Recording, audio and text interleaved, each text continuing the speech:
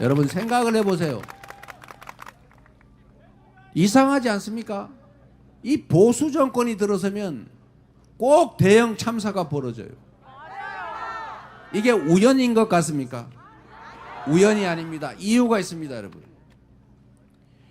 대형 참사가 벌어지는 걸 자세히 들여다보면 아주 미세한 관리상의 잘못에서 오는 거예요. 또는 큰 관리상의 잘못에서 오는 겁니다.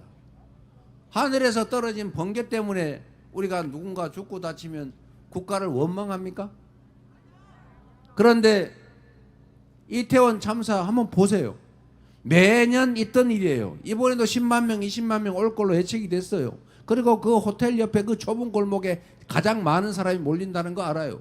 그전에는 다 일방통행으로 경찰이 통제했어요. 그리고 일방통행하든지 교통관제하면서 경찰 그 몇 명만 있어도 다 안전하게 지나다닐 수 있지 않습니까? 그 골목에 일방통행 지정만 했더라면 그 왜 막 서로 꽉 밀려가지고 압살을 하겠어요? 서서 압살을 하는, 죄송합니다 유가족 여러분, 그런 일이 왜 벌어졌겠습니까? 관심을 끄는 거 아닙니까? 또는 다른 이유로 관리를 포기한 거 아닙니까? 질서 유지라고 하는 경찰이 해야 될, 국가가 지방자치단체가 해야 될 기본적인 책임을 안 하거나 못해서 벌어진 일이에요. 공무원들은 경찰이든 말단 직원이든 인사권을 가진 책임자의 얼굴만 쳐다봅니다. 그가 무슨 생각을 하는지, 뭘 하면 승진을 시켜주는지, 뭘 하면 영전을 시켜주는지, 뭘 하면 제재를 당하는지를 끊임없이 관찰하고 그에 따라 행동합니다. 이거는 고위직이든 하위직이든 똑같아요. 그래서 최고 책임자, 자치단체장이든 대통령이든 각 부처의 장관이든 그가 어디에 행정 목적을 두고 있는지, 국정의 목적을 두고 있는지를 공무원들이 파악을 하기 때문에 그 최고 책임자가 국민의 생명과 안전이 중요하다, 앞으로 안전사고 나지 않게 철저히 관리해라 라고 표정만 지어도, 말 한마디만 해도 사고 나지 않게 안전관리를 위해서 최선을 다합니다. 그러면은 당연히 매년 하던 인파가 몰리는 게 예상되는 거기에 혹시 사람들이 꼭 압사 생각을 안 하더라도 혹시 부딪혀서 불편할까봐, 발이라도 거릴까봐 당연히 교통 통제하고 질서 유지하는 거 아닙니까? 그랬더라면 이 사고가 났겠어요? 그냥 내버려 뒀죠. 이유는 알 수 없어요. 오송 지하차도 참사도 그 사고가 왜 났습니까, 여러분? 제방 공사를 하는데 장마가 오면 물이 부를 거 아닙니까? 그러면 제방을 넘치거나 제방이 훼손될 수가 있죠. 기존 제방을, 단단한 제방을 헐고 차가 왔다 갔다 했으니까 제방을 임시라도 복구를 해놔야 되잖아요. 그럼 물이 차면 흙으로 해놓으면 쓸려 나가는 거 상식 아닙니까? 그런데 당연히 그러면 모래 주머니로 쌌든지 돌을 쌌든지 뭔 차를 대놓고 막든지 통상적인 수방 시설을 갖춰야죠. 그런데 어떻게 해놨냐? 업자가 귀찮으니까 그냥 흙으로 쌓아놓은 거예요. 강물이 부르니까 강물이 넘치면서 흙을 살짝 씻겨 나가다가 터져버린 거예요. 그러니까 그 강물이 전부 다 도로로 들어온 거죠. 들어오니까 낮은 데로 몰릴 거 아닙니까? 지하차도가 낮잖아요. 쭉 가다 나중에 들어가요. 여기에 물이 차니까 그걸 모르고 들어간 차들이 그거 갇혀버린 거예요. 물이 차오르면서 다 익사한 거죠. 이것도 왜 벌어진 일이냐? 충남도지사든지 거기가 무슨 시더라? 하여튼 청주시인가? 하여튼 시장이든 공무원들한테 수재 대비해라. 사고 나면 안 된다.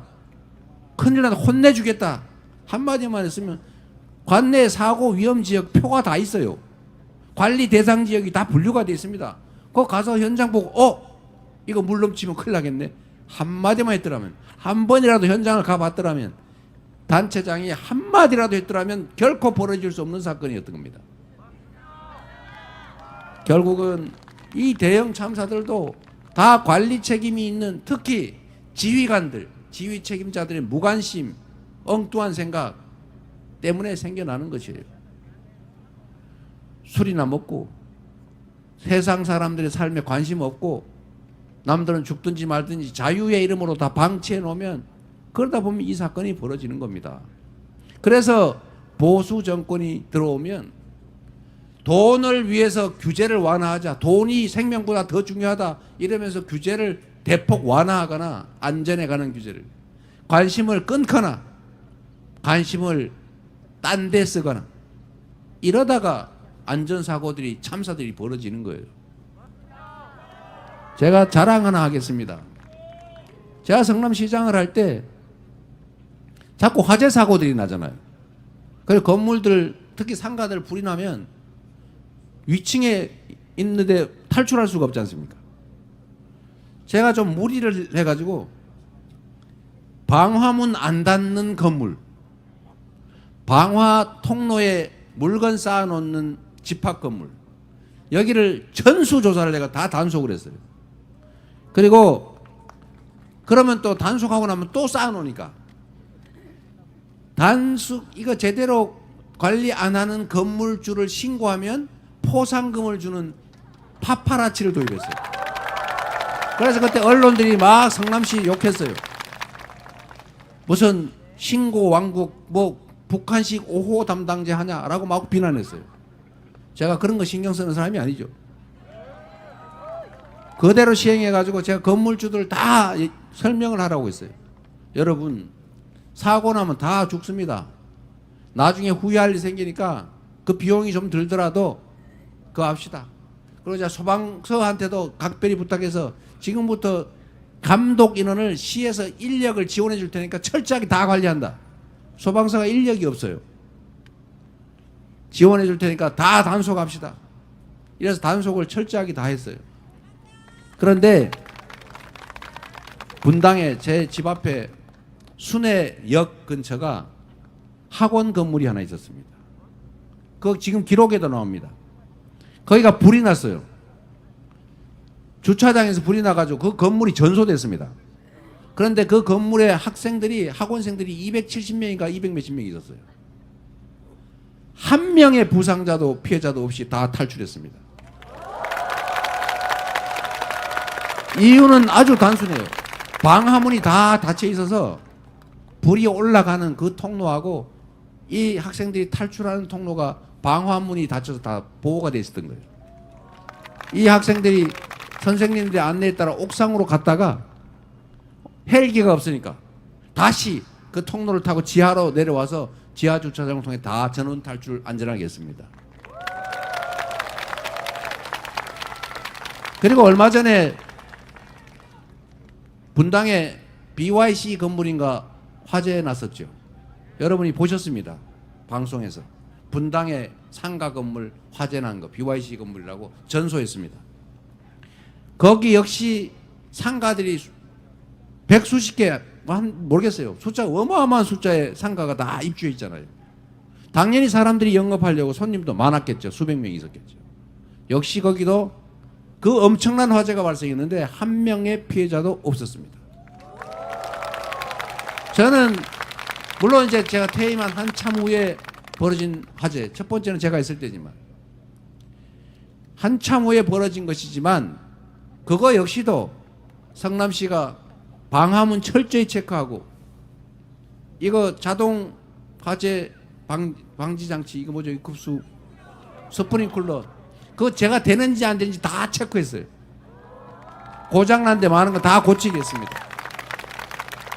이 최소한의 안전장치를 제가 철저히 다 하게 했죠. 그래서 건물이 전소되는 피해가 나는데도 부상 사망자가 없었다. 제가 안전에 관해서 이거 사실은 행정부서에 가면 안전관리부서를 한직으로 취급합니다. 제일 실력 없가는 미운 사람을 걸러보내요. 그래서 거기는 하루 종일 조는 게 일이에요. 제가 완전히 반대를 했어요. 안전부서, 경무부서, 장애인과, 대중교통과 이런 데 민원 많아서 다 죽을래요. 절대 안 하려고 그래요.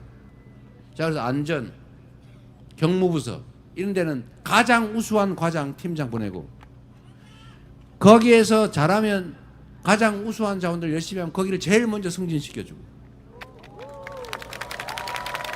그리고 안전직렬 전문 직원을 별도로 몇 명 뽑고, 그래서 거기에 배치하고, 언제나 회의할 때 안전부사 제일 격려해주고.